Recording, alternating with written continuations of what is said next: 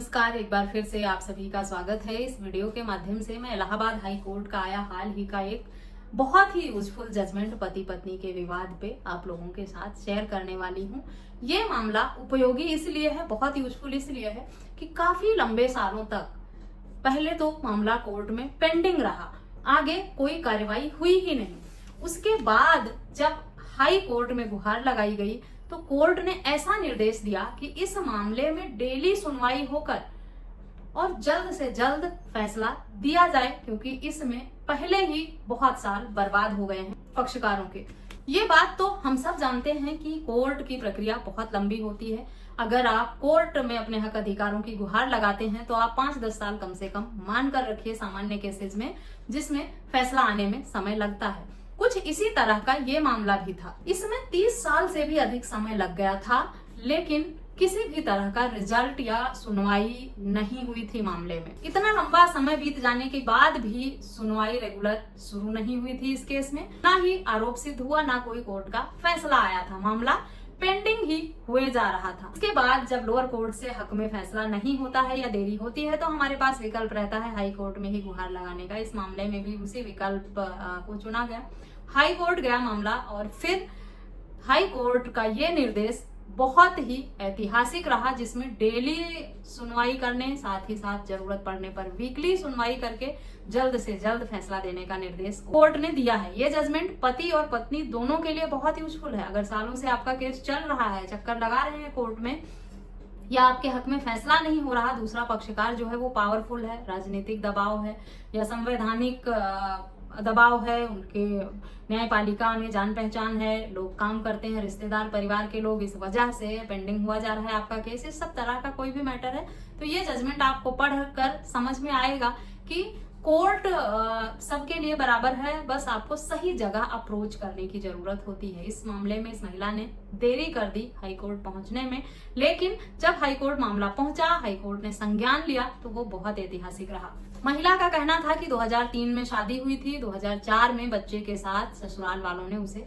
घर से जबरन निकाल दिया। इसके बाद पत्नी ने 498A का 504, 506, 323 और दहेज निषेध अधिनियम के सेक्शन 34 के अंतर्गत मामला दर्ज कराया था पति के खिलाफ। पति पक्ष जो है वो काफी मजबूत था, आर्थिक स्थिति में भी और सामाजिक स्थिति से भी। पत्नी का ये कहना था कि न्यायपालिका में भी उसकी जान पहचान है, राजनीतिक अप्रोच है पति का, जिसका फायदा उठाकर वो इतने साल तक केस को डिले करता रहा, कभी डेट पर गया ही नहीं, और उसके बावजूद भी कोर्ट ने उसके खिलाफ किसी भी तरह का कोई संज्ञान नहीं लिया। इस मामले में जब FIR होने के बाद चार्जशीट, आरोप पत्र दाखिल हो गया, उसके बाद पति ने हाई कोर्ट से फैसला न होने तक गिरफ्तारी पर रोक लगाने का आदेश ले लिया। उसके बाद 2010 में ये हटा भी लिया। पति के खिलाफ गैर जमानती वारंट भी इशू हुए, उसके बाद वो भी वापस ले लिए गए। पत्नी का आरोप था कि ये सब पति ने अपने राजनीतिक और न्यायपालिका का जो अप्रोच है उसका फायदा उठाकर किया था। इस सब में 21 साल बीत गए और पत्नी का जो केस था वो आगे बढ़ा ही नहीं। तारीख पर तारीख लगती रही और 35 तारीख 35 डेट्स होने के बाद भी पति एक भी तारीख पर कोर्ट में प्रेजेंट नहीं हुआ था।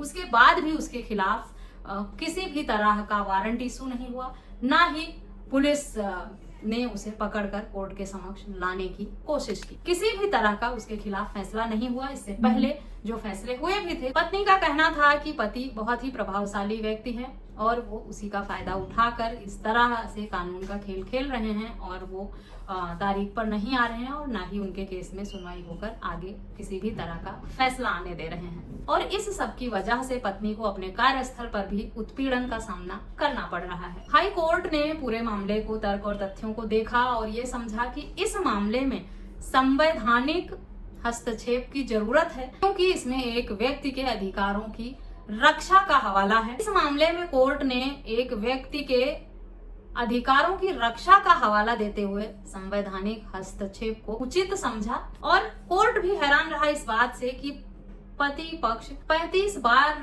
डेट होने पर भी कोर्ट में नहीं पहुंचा, प्रेजेंट नहीं हुआ, उसके बाद भी मामला आगे कैसे नहीं बढ़ा। सभी बातों को देखते हुए कोर्ट ने ये माना कि पत्नी को भी अधिकार है कि उसके हक में जो कानूनी अधिकार दिए गए हैं उसका उपयोग करके अपने हक में फैसला ले सके। इसलिए कोर्ट ने जो इतने सालों की देरी की है उसकी भरपाई में अब उसे डेली सुनवाई करके, डेली और साप्ताहिक आधार पर सुनवाई करके इस मामले में जल्द से जल्द फैसला सुनाना होगा। साथ ही कोर्ट ने यह भी निर्देश दिया कि इस तरह के मामले में कोर्ट को अगर उचित लगता है, अगर पक्षकार डेट पर नहीं आता है तो जमानत बॉन्ड जब्त होना चाहिए, नॉन बेलेबल वारंट होना चाहिए और ऐसे मामले में पुलिस हिरासत में लेकर पक्षकार को कोर्ट में पेश कर सकती है।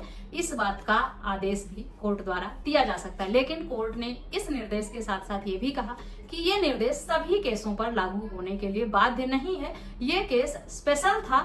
इस तरह के मामले में अगर अभियुक्त कोर्ट में नहीं आता है नोटिस समन पाने के बाद, तो कोर्ट निर्देशित करके पुलिस हिरासत में लेकर उस व्यक्ति को कोर्ट के समक्ष ला सकती है। इस तरह का ये जजमेंट बहुत ही ऐतिहासिक रहा, जिसमें कम समय में सुनवाई करके फैसला देने का आदेश कोर्ट द्वारा कर दिया गया है। फाइनल आदेश आना अभी इस मामले में बाकी है, लेकिन जो पत्नी इतने सालों से कोर्ट के समक्ष चक्कर लगा रही थी, परेशान थी, मामला आगे नहीं बढ़ रहा था, जबकि आरोप पत्र भी दाखिल हो चुके थे पुलिस द्वारा और इतनी तारीख भी लग चुकी थी, लेकिन जो पति है वो अपने पावर का उपयोग करके मामले को पेंडिंग किए जा रहा था। इस तरह का आरोप पत्नी ने लगाया था, जिसको कोर्ट ने अब स्ट्रिक्ट एक्शन लेते हुए निर्देशित किया है लोअर कोर्ट को कि इसमें शीघ्र सुनवाई करके फैसला सुनाया जाए। और इसमें तारीख भी अब रोज की रोज सुनवाई की होनी है या हफ्ते में हो सकती है, इससे ज्यादा लंबी तारीख नहीं दे सकता कोर्ट अब इस मामले में, और ना ही ये मामला अब और बहुत दिनों तक पेंडिंग रहेगा। देर से ही सही पर पत्नी को राहत मिली इस मामले में।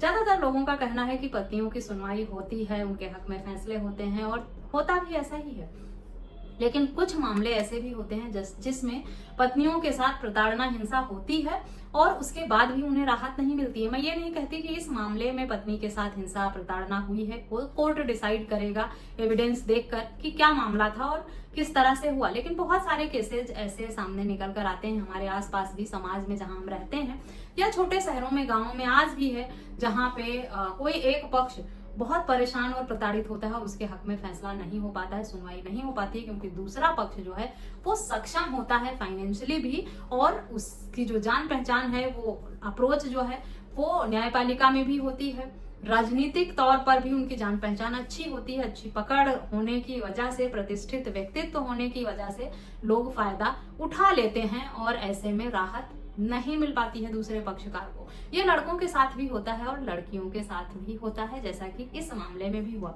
आशा करती हूँ जजमेंट अच्छा लगा होगा, वीडियो अच्छी लगी होगी। अगर अच्छा लगा है जजमेंट तो इस चैनल को सब्सक्राइब करके वीडियो को और अधिक से अधिक लोगों के साथ शेयर करना बिल्कुल भी ना भूलें। इस वीडियो में बस इतना ही, मिलते हैं नेक्स्ट वीडियो में, तब तक के लिए थैंक यू एंड बाय।